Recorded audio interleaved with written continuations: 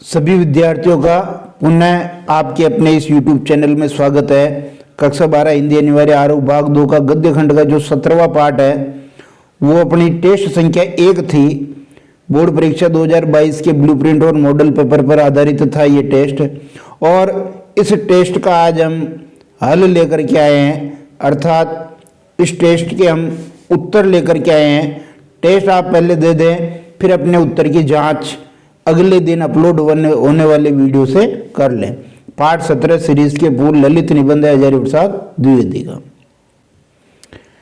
अति लघुतरात्मक प्रश्न आपके बोर्ड एग्जाम में आएगा, उसी तरह के मैंने निकाले हैं। सीरीज के पूर्ण निबंध के लेखक कौन है? तो आचार्य हजारी प्रसाद द्विवेदी। ठीक है, कौन है? आचार्य हजारी प्रसाद द्विवेदी। आचार्य और लगा दे आगे, आचार्य हजारी प्रसाद द्विवेदी। सीरीज के पूर्ण निबंध हजारी प्रसाद द्विवेदी के किस निबंध संग्रह से संकलित है? तो ये जो उनका कल्पलता निबंध था, उस कल्पलता निबंध संग्रह से ये संकलित है।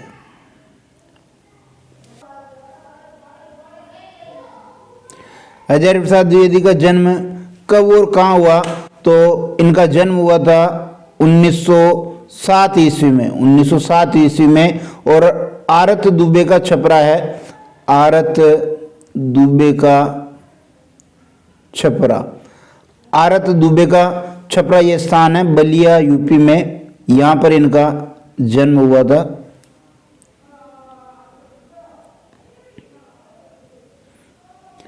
फिर देखिए द्विवेदी जी के दो निबंध संग्रहों के नाम लिखने हैं। तो बहुत सारी इनकी रचनाएं हैं जिनमें से आप इनके निबंध संग्रह लिख सकते हैं। तो एक तो आपको ध्यान आई है कल्पलता, जिसमें से ये निबंध लिया गया कल्पलता।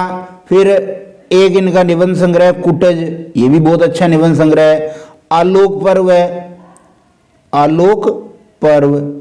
और इसी तरह अशोक के फूल, बहुत सारे हैं, दो आप लिख लें, अशोक के फूल। निबंध संग्रहों के बाद अगला प्रश्न है कि दो उपन्यासों के नाम लिखने हैं। कौन कौन से इनके उपन्यास है, उनके उपन्यास के नाम लिखने। सबसे प्रसिद्ध इनका उपन्यास है बाण भट्ट की आत्मकथा, बाण भट्ट की आत्मकथा, ये बहुत चर्चित इनका उपन्यास है। फिर चारुचंद्र लेख, चारुचंद्र लेख। इसी तरह पुनर्नवा, ये भी बहुत अच्छा है। अनामदास का पोथा।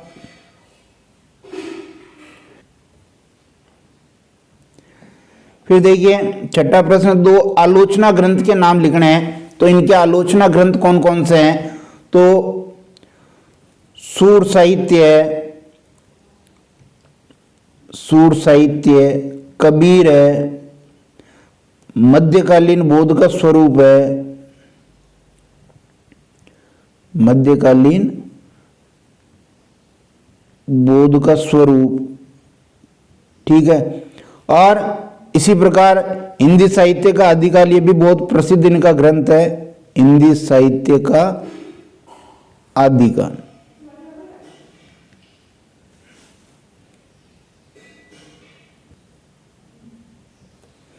लेखक ने सीरीज को क्या कहा है? तो अवधूत कहा है, यानी सन्यासी, सुख और दुख में समभाव रखने वाला अवधूत। आठवां प्रश्न देखिए, सीरीज किसकी भांति जीवन की अजेयता का मंत्र प्रचार कर रहा है? कालजयी अवधूत की भांति, कालजयी अवधूत की भांति वो अजेयता का मंत्र प्रचार कर रहा है। नवा प्रश्न देखिए, सीरीज फूल केवल भौरों के पद का कोमल दबाव सहन कर सकता है, पक्षियों का बिल्कुल नहीं। ये किस कवि लेखक का है? तो आपके पता है कि एक पंक्ति आई थी, पदम सहेत भ्रमरस्य पेलवम सीरीज पुष्पम न पुनः पत्रित्राणाम। तो ये जो पंक्ति थी ये कालिदास की थी। किसकी थी? कालिदास, संस्कृत के कवि हैं कालिदास। फिर ये कह रहा है कि सीरीज के मूल निबंध के अनुसार जगत के अति परिचित और अति प्रामाणिक सत्य कौन कौन से हैं? तो एक तो है जरा, जरा यानी बुढ़ापा, और एक है मृत्यु, जरा और मृत्यु। ये दो अति परिचित और अति प्रामाणिक सत्य हैं। सीरीज का पेड़ कहां से अपना रस खींचता है? तो वायुमंडल से। कहां से खींचता है ये? वायुमंडल से अपना रस खींचता है। किनके मुंह से संसार की सबसे सरस रचनाएं निकल सकी है? तो अवधूतों के मुंह से। अवधूतों के मुंह से ये सरस रचनाएं निकली है। अवधूत जो इसमें और गुण है वो है एक तो अनासक्ति का भाव और एक है फक्कड़पन।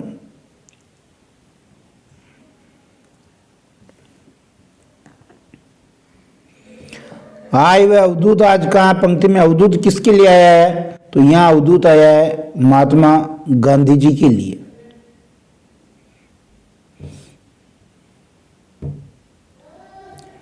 किन दो प्राचीन कवियों की तुलना लेखक ने सीरीज से की है? तो दो प्राचीन कवि कौन है? एक तो कालिदास और एक है कबीर। कबीर और कालिदास की तुलना जो है सीरीज से की है।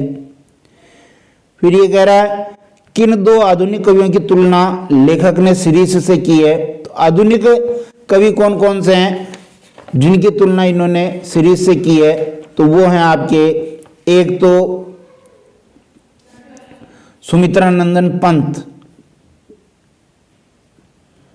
सुमित्रा नंदन पंत, और दूसरे हैं आपके रविंद्रनाथ टैगोर, रविंद्रनाथ टैगोर। ये दो आधुनिक कवि हैं। सीरीज के फूल कौन सी ऋतु में खिलते हैं? तो ये खिलते हैं आपके ग्रीष्म ऋतु में। कौन सी ऋतु में? ग्रीष्म ऋतु में। और अगर महीना पूछे, महीना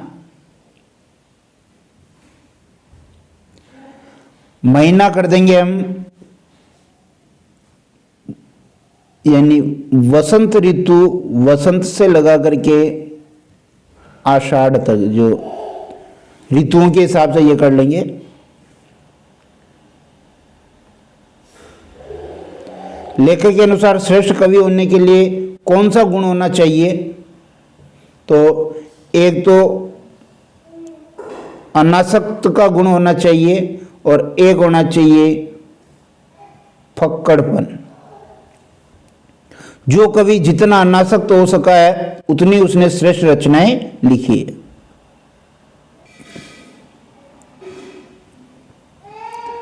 कालिदास के दो ग्रंथों के नाम लिखिए जिनका उल्लेख इस पाठ में हुआ है। एक तो हुआ आपके मेघदूत काव्य, मेघदूत, और एक हुआ आपके अभिज्ञान शाकुंतलम, अभिज्ञान शाकुंतलम।